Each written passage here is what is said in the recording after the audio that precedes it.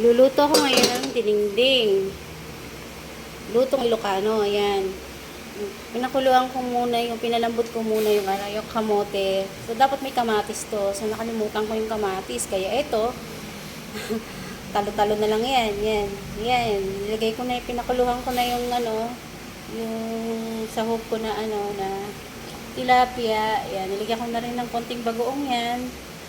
Ayan, dyan na rin yung bawang, sibuyas, saka luya. Ayan, kasi pag nagluluto ng Ilocano, di nawawala yung luya. Kasi pang alis ng lansa yan. Yan. Tapos, ilalagay ko na itong gulay. So, hinalo-halo ko na lahat. Kasi, hindi dapat yan masobrahan ng luto. Kasi, masarap yung half cook lang. Yan. Lagay na natin lahat dyan. Yan. Yan. Yan yan. Halo-halo na yan. Bulaklak ng kalabasa. Yan. Spinach. Yan. At saka itong yung talong, okra. May ampalaya. Yan. Lagay ko na lahat yan. Tapos may dahon. Ay, may siling green.